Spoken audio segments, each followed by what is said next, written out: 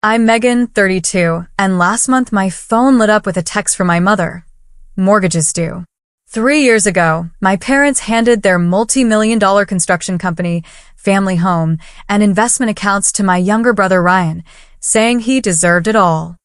I spent 15 years helping build our family business while Ryan partied through his 20s. When Dad told me I was getting nothing, his exact words were, "Your brother deserves it." Now they're drowning in debt. Before I tell you what happened next, drop a comment letting me know where you're watching from, hit that like button, and subscribe to join my journey of standing up for myself. Growing up in our sprawling colonial home in the suburbs of Boston, I always felt like I was living in Ryan's shadow. Our family story began with my grandfather, William Patterson, who started Patterson Construction from his garage in 1965. With nothing but determination and a pickup truck, he built it into a respectable local business. When my father Thomas took over in the early 1990s, he expanded it into a regional powerhouse with contracts across New England. I was 7 when Ryan was born. I remember my father's face lighting up in the hospital waiting room when the nurse announced, "It's a boy." That moment set the tone for the next 25 years of family dynamics. Finally, a Patterson to carry on the family name, Dad declared, as if I hadn't existed for the previous 7 years. From the beginning, the difference in how we were treated was subtle but unmistakable. For Ryan's 5th birthday, he received a custom playhouse that Dad had the company crew build in our backyard. For my 12th birthday that same year, I got a cake and a bookstore gift card. When I brought home straight A's on my report card, Mom would say, "That's nice, honey," before turning her attention back to Ryan's C- in math, praising him for improving. My mother Nancy wasn't openly biased, but she enabled my father's favoritism. She was the peacekeeper, always trying to smooth things over with extra attention when Dad wasn't looking. "Your father just has traditional values," she'd whisper after particularly painful instances of favoritism. "He doesn't mean anything by it." By the time I reached high school, I had developed a strategy: excellence. If I couldn't win their affection through existence, perhaps achievement would do the trick. I joined every business-related club, became president of the Future Business Leaders of America chapter, and graduated as salutatorian. Meanwhile, Ryan barely maintained a C average, spending more time and attention than in extracurricular activities. During my sophomore year, I overheard Dad talking with Ryan after he'd been caught drinking at a school dance. "Boys will be boys," Dad said with a laugh. "Just don't get caught next time." 3 months earlier, I'd been grounded for a week for missing curfew by 15 minutes after staying late at a study group. When it came time for college decisions, I specifically chose to major in business management with a focus on construction management. Not because it was my passion, but because I thought it would finally earn my father's respect. I wanted to show him I was serious about the family business. Ryan, on the other hand, bounced between 3 different majors before settling on communications because it was easy. The summer before my senior year of college, I interned at Patterson Construction. I arrived early, stayed late, and absorbed everything I could about estimating, project management, and client relations. Dad barely acknowledged my presence, assigning me to file paperwork while Ryan, home from his sophomore year, was invited to client meetings and job sites. "Ryan needs to learn the business from the ground up," Dad explained when I questioned why my brother was attending executive meetings while I organized the supply closet. The irony was completely lost on him. Despite everything, I loved our family business. I saw its potential and genuinely wanted to be part of its future. Every summer and holiday break, I worked different positions throughout the company. I learned the names of every employee, from the accounting department to the construction crews. I understood their concerns, their processes, and their ideas for improvement. Christmas of my senior year in college, I presented my father with a detailed business plan for expanding Patterson Construction into green building practices. I'd spent months researching industry trends, tax incentives, and potential new client bases.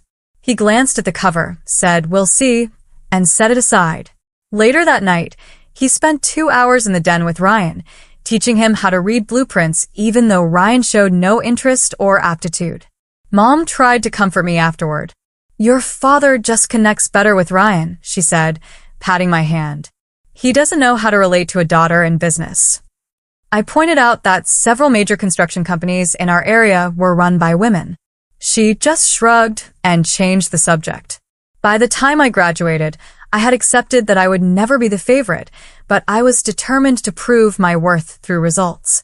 I believed that actions spoke louder than words, and eventually, my contributions would be undeniable. Looking back now, I recognize the naivety in that hope. No amount of excellence can overcome entrenched favoritism, especially when it's reinforced by traditional gender expectations. Despite everything, I never gave up. Maybe that was my greatest strength or my biggest weakness. I refused to walk away from a family and a business that I loved, even when every sign pointed to the fact that my place in both would always be secondary to my brother's. I worked 3 part-time jobs throughout college to pay for my expenses.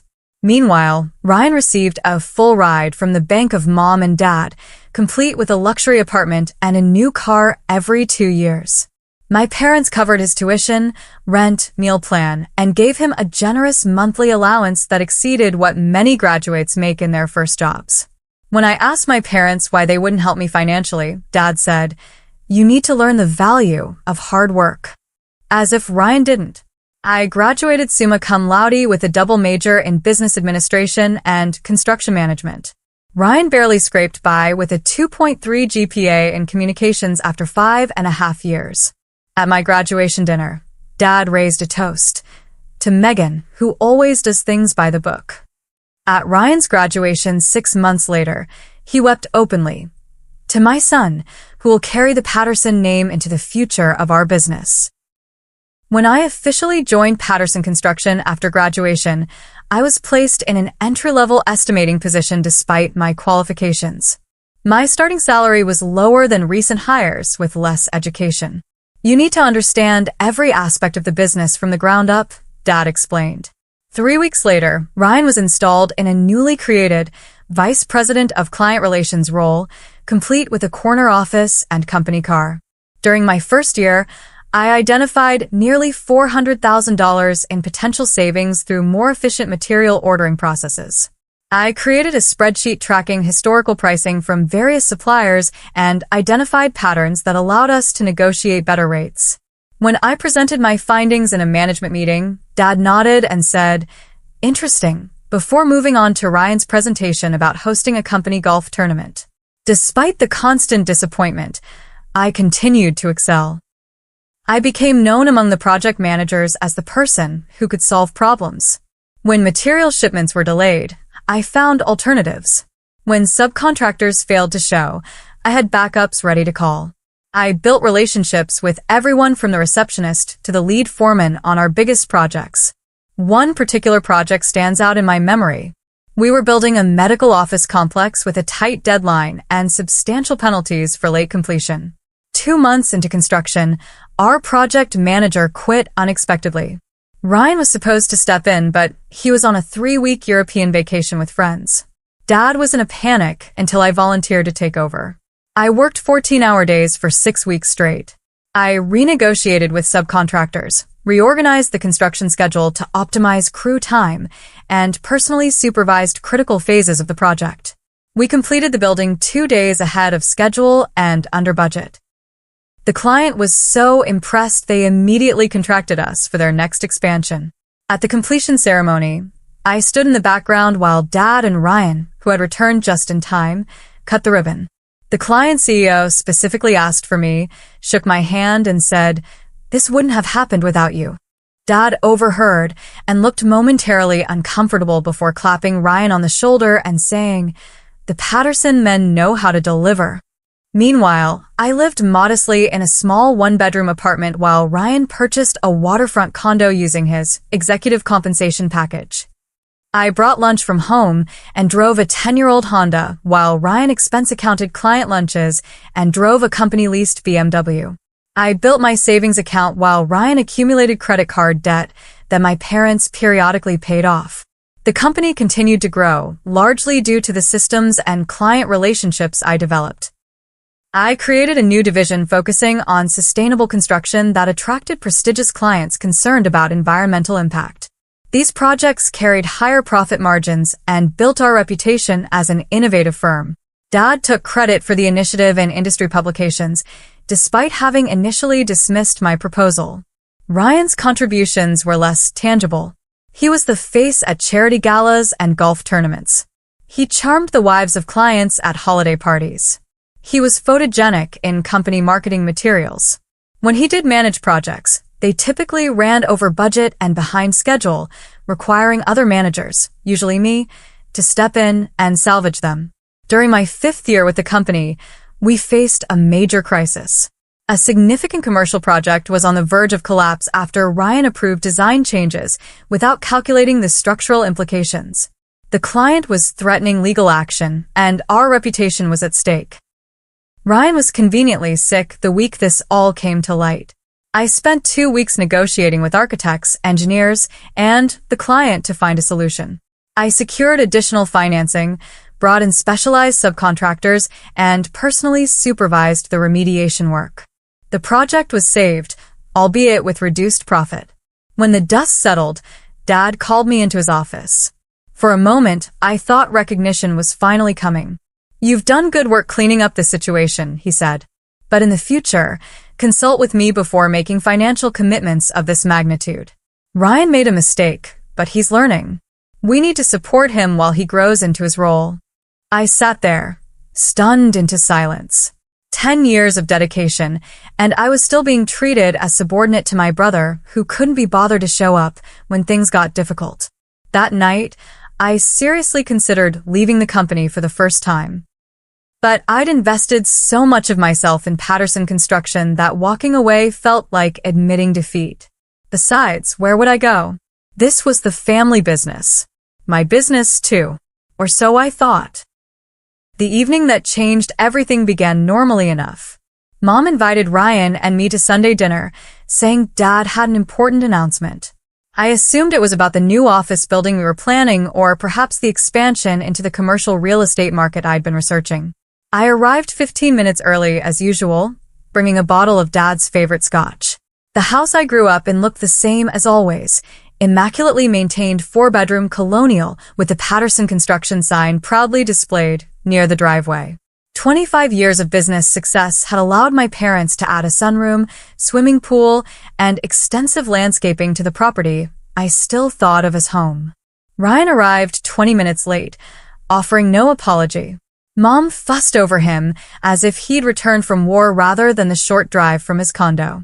Dad beamed with pride when Ryan mentioned he'd just put a deposit down on a boat. No one asked about my recent successful negotiation of a contract that would secure work for the company for the next 3 years. During dinner, Dad cleared his throat and raised his glass. "I've been thinking about the future of Patterson Construction," he began. "I'm not getting any younger, and it's time to plan for succession." My heart quickened. This was the moment I'd been working toward. After 15 years of dedication, surely Dad recognized my contributions and commitment. "Your mother and I have decided it's time to start stepping back from day-to-day operations," he continued. "We want to travel, enjoy our golden years, and watch the business continue to thrive under new leadership." I sat up straighter, mentally reviewing the transition plan I'd been quietly developing for years. "Therefore," Dad said, turning toward Ryan, "we've decided to transfer ownership of Patterson Construction to Ryan, effective immediately." The room started spinning. I gripped the edge of the table. "Additionally," Dad continued as if he hadn't just shattered my world, "we'll be transferring the house and our investment accounts to Ryan as well. He'll need these assets to secure the company's future growth." "What about Megan?" Mom asked quietly, the first indication that perhaps this hadn't been a unanimous decision. Dad barely glanced my way. "We're offering Megan a generous severance package in recognition of her years with the company. 3 months' salary and her company car. That's it." I finally found my voice. 15 years of my life, and I get 3 months' pay while Ryan gets everything? "Your brother deserves it," Dad said firmly, his tone indicating the matter was settled. "He's a Patterson man. The company should stay with the family name." "I'm a Patterson too," I said, my voice shaking. "Until you marry," Dad replied dismissively. "Besides, Ryan has a vision for the company's future. Ryan smirked across the table. Don't worry, sis. I might find a place for you in the new organization.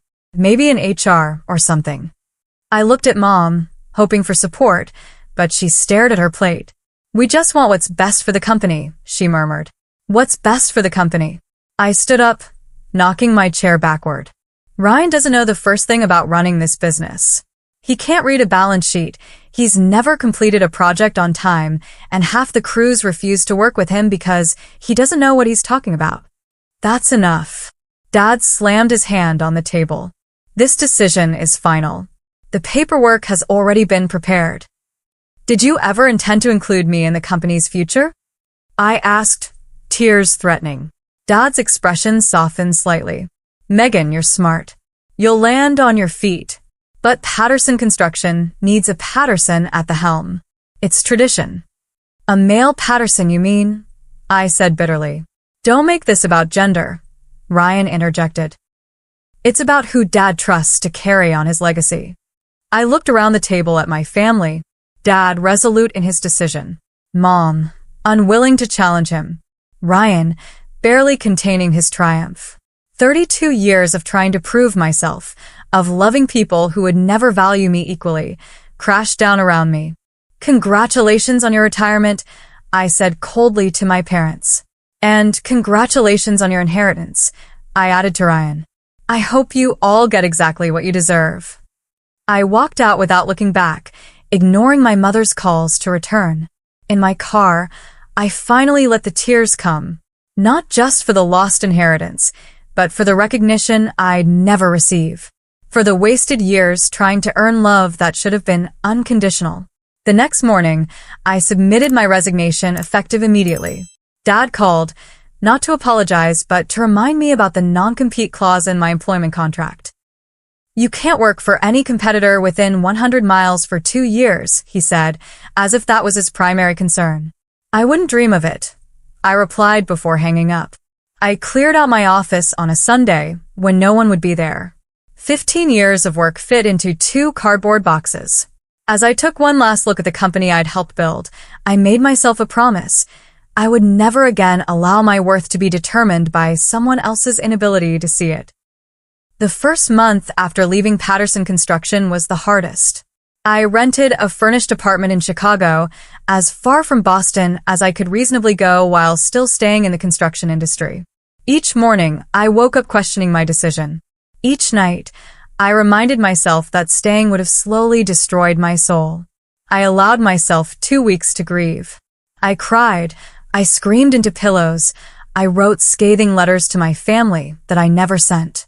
Then I got to work rebuilding my life from scratch. The severance package barely covered my first month's rent and security deposit. I dipped into my savings to furnish my apartment minimally and set up my new business, Patterson Consulting. Keeping my name was a small act of defiance. I created a website, business cards, and a LinkedIn profile emphasizing my experience, without mentioning it was family business. Cold calls and networking events became my daily routine. I introduced myself to everyone in the Chicago construction industry, from subcontractors to developers. Most doors remained firmly closed. Construction consulting from an unknown woman in a male-dominated industry wasn't an easy sell. My first client came through pure desperation. Theirs, not mine. A mid-sized developer had fired their project manager mid-construction and needed immediate help. The project was 3 months behind schedule and significantly over budget. I offered to work for a reduced fee with a bonus structure tied to getting the project back on track. For 6 weeks, I worked from 6 a.m. until midnight. I renegotiated with subcontractors, reorganized the construction schedule, and identified costly mistakes in the original plans.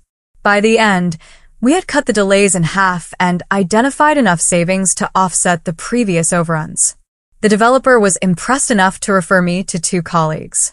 Suddenly, I had a small client base and positive references. I created a niche for myself, the construction consultant you call when things go wrong. I marketed myself as a problem solver rather than competing directly with established project management firms. 4 months into my new venture, I received a call from Martin Chin, Patterson Construction's former head estimator. "I quit," he announced without preamble. "Ryan fired Dolores and Jim last week. Said they were too expensive after 30 years with the company. I couldn't stay after that." Martin filled me in on the changes Ryan had implemented. Experienced project managers replaced with his fraternity brothers. Reliable subcontractors dropped in favor of cheaper alternatives. The sustainable construction division I'd built was dismantled because Ryan thought it was too complicated. "The place is falling apart," Martin concluded. "Your father is trying to keep his hands off, but he looks physically ill every time he visits the office." I thanked Martin for the information, but maintained my boundary. Their business was no longer my concern. Still, I couldn't help but feel validated by the news. It wasn't personal satisfaction I felt, but professional vindication. The skills and knowledge I'd brought to Patterson Construction had been valuable, whether my family recognized it or not.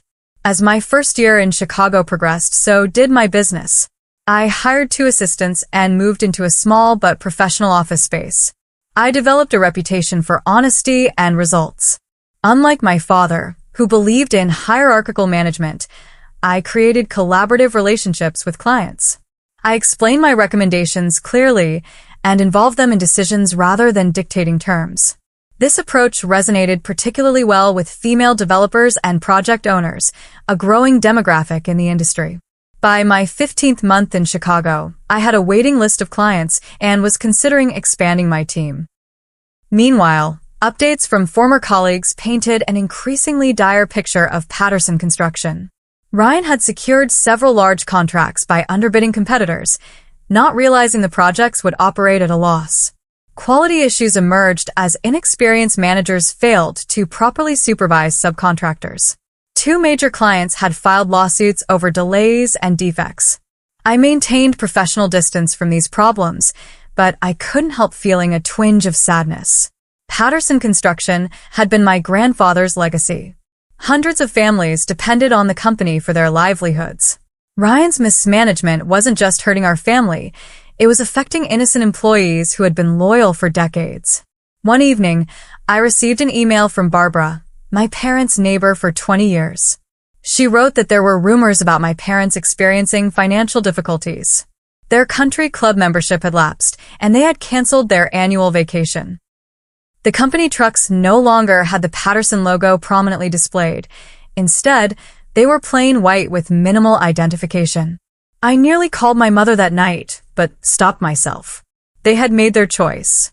They had entrusted everything to Ryan, believing that sharing their DNA and gender made him more worthy than my years of demonstrated competence. Whatever consequences came from that decision were theirs to bear. Instead, I channeled my energy into growing my business. I expanded into preventative consulting, helping developers avoid the costly mistakes I'd seen repeatedly in troubled projects. I developed a training program for new project managers based on practical experience rather than textbook theories. I hired 3 more consultants, all women with extensive construction experience who had faced similar barriers in traditional companies. By the end of my 2nd year in Chicago, Patterson Consulting had become a respected name in the Midwest construction industry.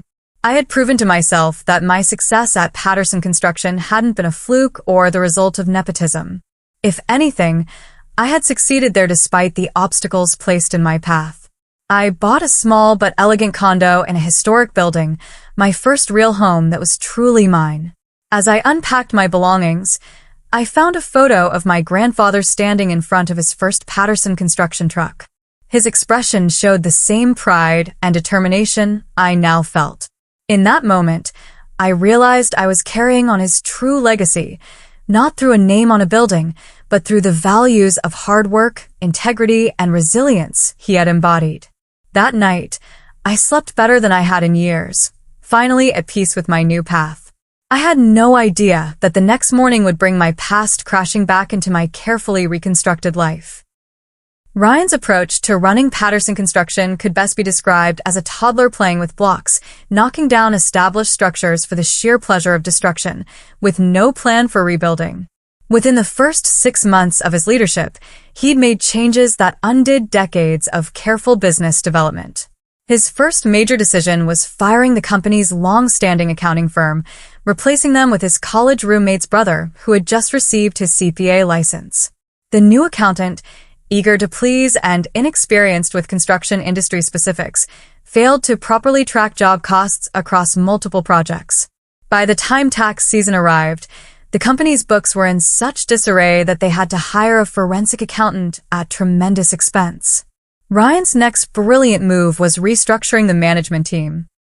He eliminated the positions of 3 project managers who had been with the company for over 20 years, claiming they were resistant to fresh ideas. In their place, he hired 4 friends from his fraternity days, none of whom had construction experience.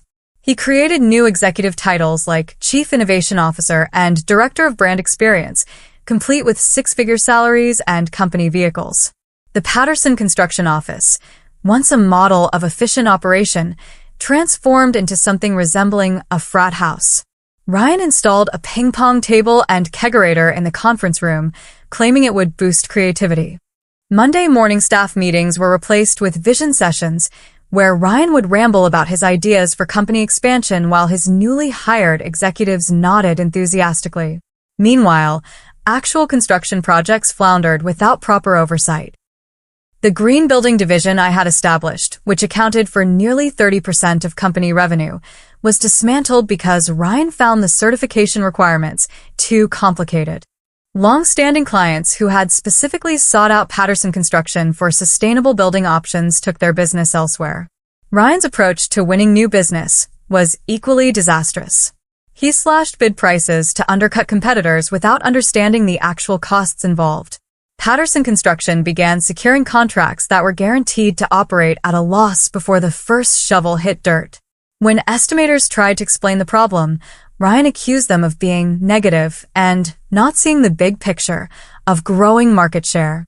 The company fleet, once maintained on a careful schedule, fell into disrepair as Ryan redirected the maintenance budget to lease a new Porsche as his client development vehicle. Equipment began breaking down on job sites, causing delays that triggered penalty clauses in contracts. Subcontractors who had worked with Patterson Construction for generations found themselves waiting 90 days for payment instead of the standard 30. Many refused to take on new Patterson projects, forcing Ryan to hire unknown subcontractors whose work quality was inconsistent at best. By the 9-month mark, the company's cash reserves, built up over decades of careful management, had been depleted. Ryan began using the company's line of credit to cover regular operating expenses, a cardinal sin in construction management. Interest payments alone were eating up thousands each month. My parents, who had planned to enjoy a comfortable retirement, found themselves increasingly drawn back into the business as problems multiplied. Dad would stop by job sites, wincing at obvious quality issues, but hesitant to undermine his son's authority. Mom started handling accounts payable again when vendors began calling the house demanding payment. Still, they made excuses for Ryan's performance. He's still earning, Dad would tell concerned employees. The market is challenging right now, Mom would explain to friends when they asked why Patterson trucks were disappearing from local job sites. The company's reputation, built over 3 generations, eroded rapidly. General contractors who had previously specified Patterson for their projects began looking elsewhere. The company's bonding capacity, its ability to secure the performance bonds required for larger projects, was downgraded due to financial instability, limiting the size of projects they could bid on. 12 months into Ryan's leadership, the first lawsuit arrived. A commercial client sued for substantial damages when structural issues emerged in a recently completed office building. Investigation revealed that Ryan had approved substituting lower-grade materials than those specified in the contract to save costs. The company's insurance carrier initially denied the claim, citing willful negligence. A second lawsuit followed when an apartment complex Patterson had built developed extensive water damage. The source was traced to improperly installed flashing, a basic construction element that any experienced project manager would have verified. The settlement depleted what remained of the company's cash reserves. Around the 15-month mark, Ryan made his most catastrophic decision. Without consulting financial advisors, He used the company's remaining borrowing capacity to purchase an adjacent property for a planned headquarters expansion. The timing couldn't have been worse. The commercial real estate market was at its peak, and he paid well above market value. Within 6 months, property values declined, leaving the company upside down on the loan. The personal spending continued unabated. Ryan bought a boat, then a vacation property in Florida. He took business development trips to Las Vegas and the Caribbean. Company credit cards were maxed out at high-end restaurants and luxury hotels. With the business hemorrhaging cash, Ryan began tapping into my parents' personal finances. First came short-term loans from their retirement accounts, then mortgaging the family home that had been paid off for years. Finally, liquidating investment accounts that had been intended to fund their retirement. By the 18-month mark, my parents' comfortable retirement had transformed into a financial nightmare. The company was operating at a significant monthly loss. Their personal savings were depleted. The family home, once a symbol of success, now had a mortgage with payments they couldn't afford. Dad, who had planned to spend his days golfing, was back on job sites at 68 years old, trying to salvage troubled projects. Through former colleagues, I heard that my father had aged 10 years in 18 months. His confident stride had become a worried shuffle. My mother had developed anxiety-related health issues, the stress manifesting physically in high blood pressure and insomnia. Ryan, meanwhile, remained in denial. He blamed the economy, disloyal employees, and demanding clients for the company's problems. He refused to acknowledge his role in the disaster, continuing to draw his executive salary even as the company fell behind on payroll for regular employees. The final straw came when the bank called the company's line of credit due to multiple covenant violations. With no cash to pay it off and no assets left to pledge, Patterson Construction faced imminent bankruptcy. The business my grandfather had started from nothing, that my father had built into a regional powerhouse, and that I had helped modernize for the future, was weeks away from collapse. That's when my phone lit up with a text from my mother. "Mortgages due. Can we talk?" The text from my mother arrived at 7:13 a.m. on a Tuesday. "Mortgages due. Can we talk?" My first instinct was to ignore it. After all, I hadn't heard from her in nearly 2 years except for a generic Christmas card and birthday text. But curiosity got the better of me. What did mortgages due even mean? The family home had been paid off for over a decade. I responded with a single question mark. 3 appeared immediately, then disappeared, then reappeared. Finally, we had to take out a mortgage to help the company. "We can't make this month's payment." I put my phone down and went about my morning routine. Coffee, shower, professional attire. The familiar rhythm helped me process this unexpected intrusion from my past. By the time I reached my office, 3 more texts had arrived. "Please, Megan. We're in trouble. Ryan says it's temporary. Your father won't admit it, but we need help." I muted the conversation and focused on my day's appointments. I had a prospective client meeting, 2 project site visits, and a proposal to finalize. My business was thriving precisely because I maintained professional boundaries and focused on solutions rather than drama. My family's financial problems were not my emergency. But as the day progressed, the texts continued. By afternoon, even my father had messaged, "We need to talk. Business matter." Coming from a man who had effectively disowned me from the family business, the irony was almost laughable. After my last meeting, I sat in my office overlooking the Chicago skyline and contemplated my options.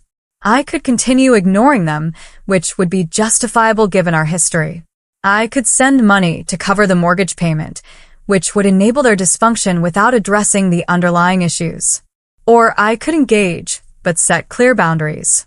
I decided on the third option, not out of family obligation, but professional curiosity. How bad had things actually gotten? I called my mother at exactly 5:30 p.m. She answered on the first ring. "Megan, thank God. I've been waiting all day." "I had meetings," I said neutrally. "What's going on with the mortgage?" What followed was a 20-minute monologue of financial disaster. The house had been mortgaged to secure a business loan when the company's credit was downgraded. That loan had been used to cover losses on 3 major projects that Ryan had underbid.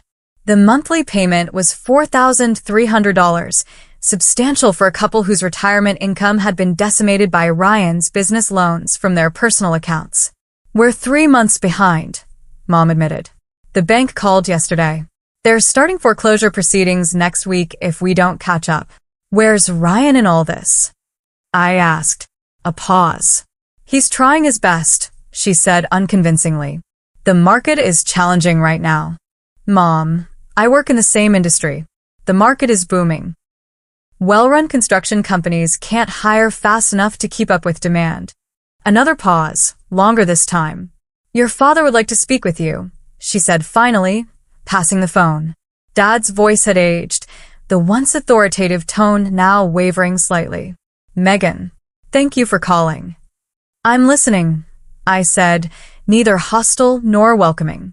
He cleared his throat. "The situation at Patterson Construction has become complicated. We're facing some temporary cash flow issues that have affected our personal finances." "Define temporary and complicated," I replied. What emerged over the next hour was far worse than I had imagined. The company was essentially insolvent. Multiple lawsuits from clients and suppliers were pending. The bank had frozen their business accounts. Ryan had hired and fired 3 CFOs in 18 months, each one quitting when they realized the extent of the financial mismanagement. Employees hadn't received paychecks for 3 weeks. Tax liens had been filed for unpaid payroll taxes. "Where is Ryan now?" I asked. "He's in Florida," Dad admitted reluctantly. "At the condo. He says he's meeting with potential investors, but..." He trailed off. "But he's probably on his boat," I finished. Dad didn't confirm or deny. Instead, he got to the point. "We need your help, Megan." "Financial help?" I asked. "More than that," he said. "We need you to come back, to help us salvage what's left of the company." I nearly dropped the phone. After everything that had happened, after giving Ryan everything and me nothing, they wanted me to return and fix his mess? "You want me to rescue the company that you told me I didn't deserve to be part of?" The bitterness I thought I'd processed bubbled up unexpectedly. "I made a mistake," Dad said quietly. "We all did. But this isn't just about us anymore. There are 47 families depending on Patterson Construction for their livelihoods.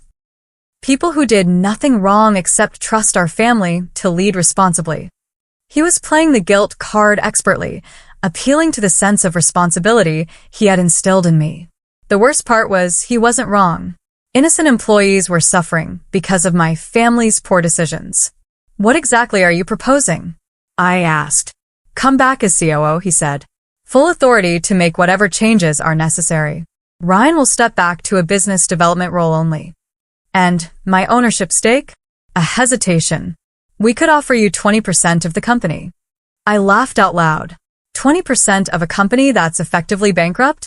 That's your offer after I built a successful business from scratch, while Ryan drove yours into the ground.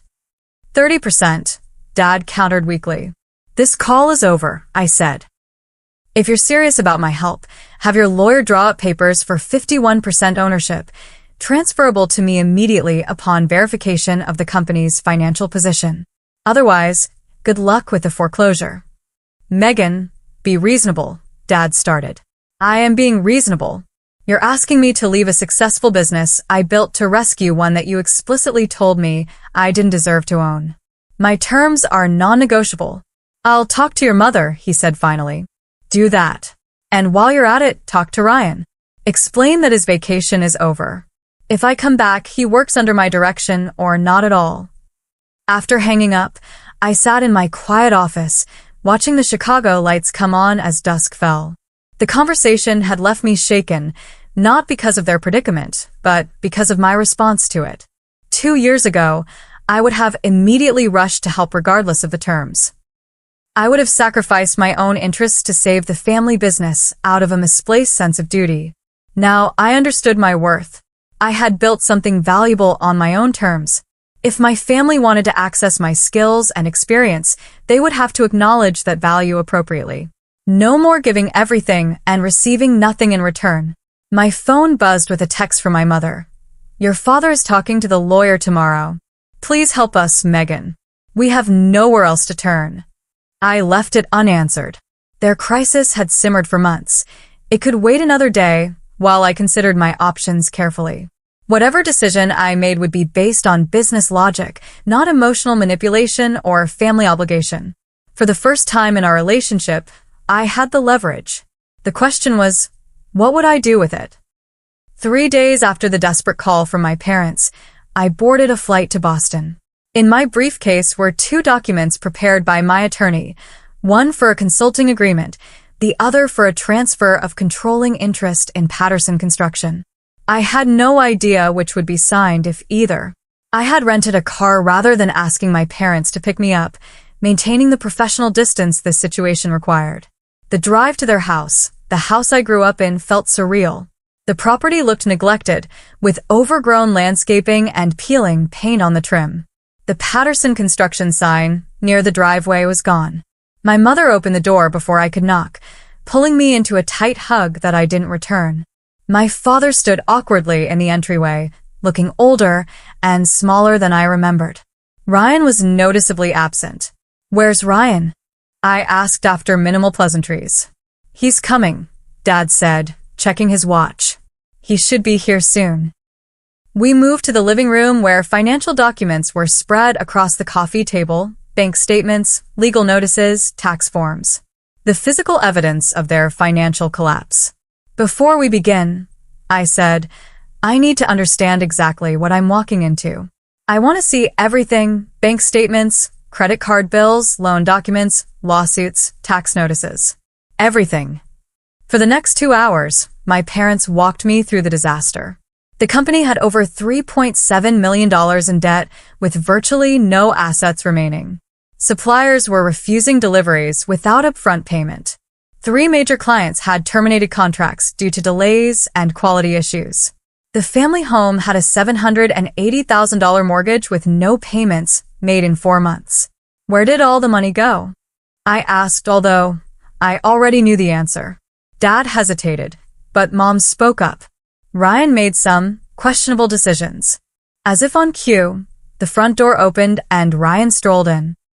He was tan from his Florida business trip, designer sunglasses perched on his head. He stopped short when he saw me. "Family reunion?" he said with forced casualness. "Nobody told me Megan was coming."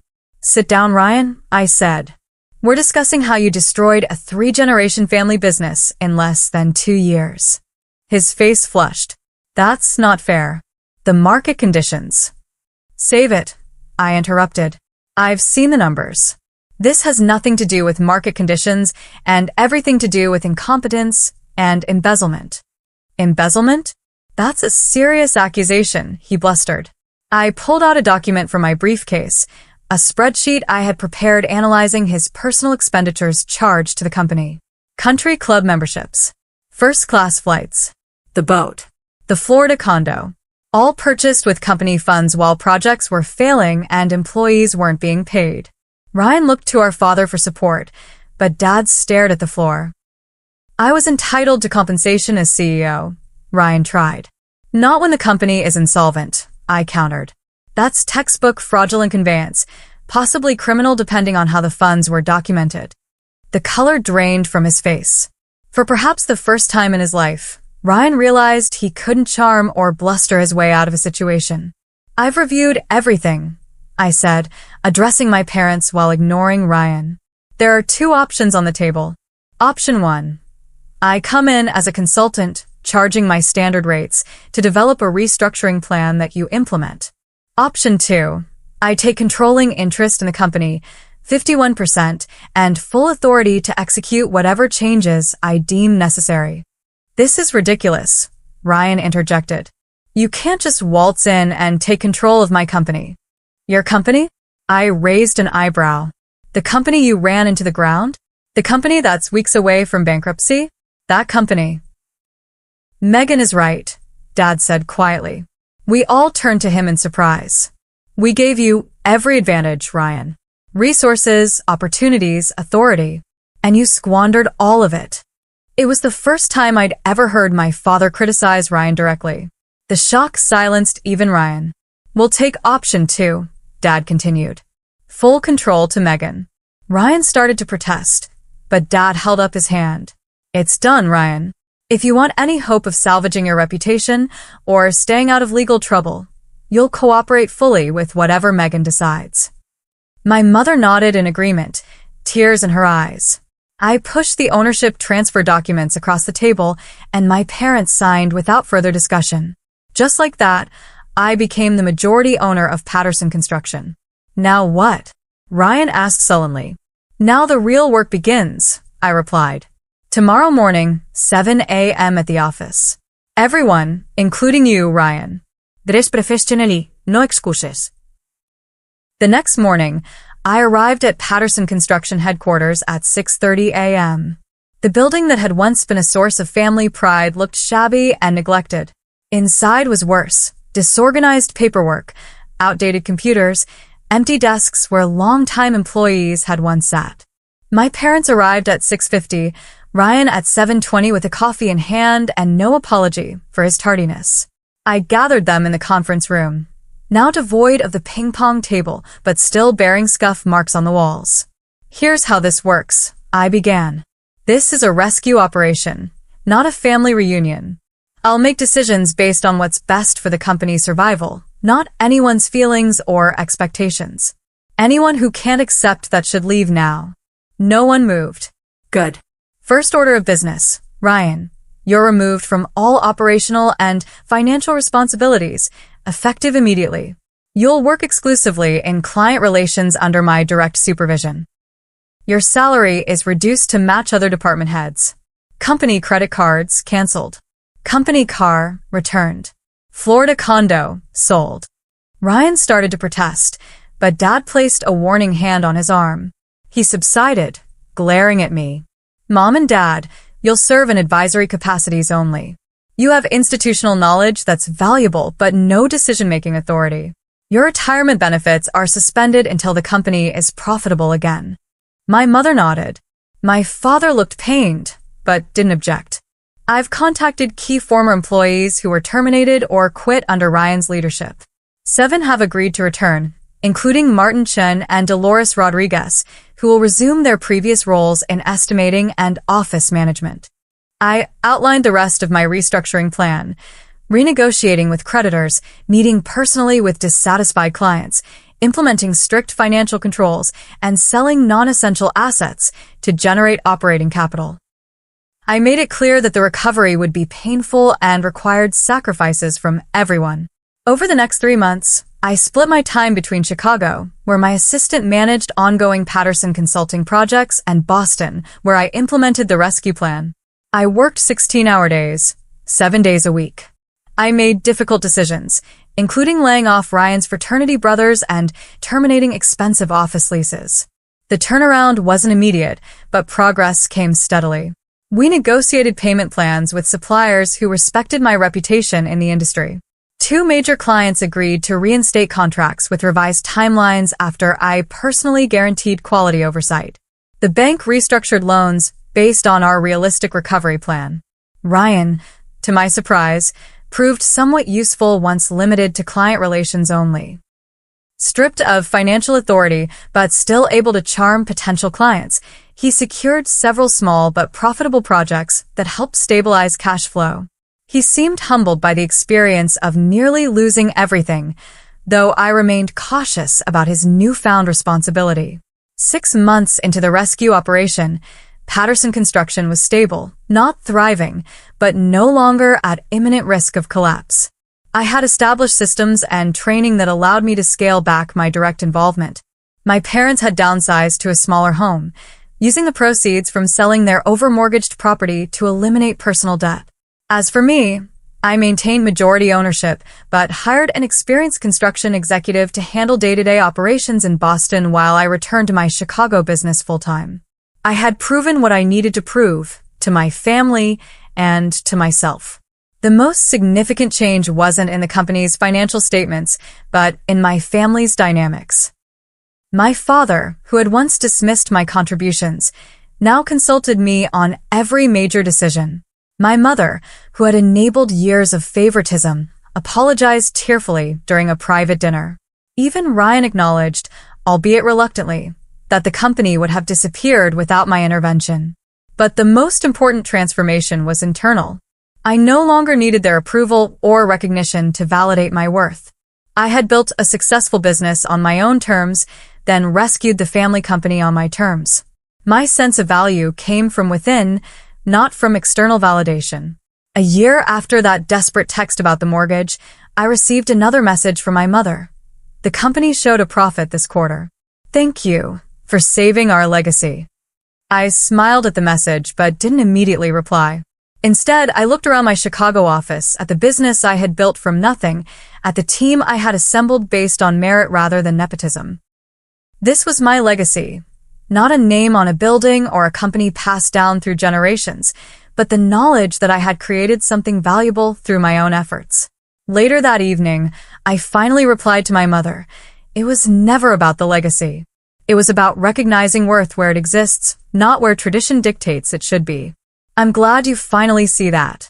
The journey from being the overlooked daughter to the company's savior taught me lessons no business school could provide. That sometimes losing everything is the only way to discover your true value. That standing firm in your worth isn't selfish, it's necessary. And most importantly, that the opinions of others, even family, don't define your capabilities or potential. So what about you? Have you ever had to prove your worth to people who should have recognized it all along? Have you had to create boundaries with family to protect your self-respect? I'd love to hear your stories in the comments below. Don't forget to like this video and subscribe to my channel for more real-life experiences and lessons learned the hard way. Remember, sometimes the people who should support you the most are the ones who see your value least, until you show them exactly what they stand to lose. Thank you for joining me on this journey, and I'll see you in the next video.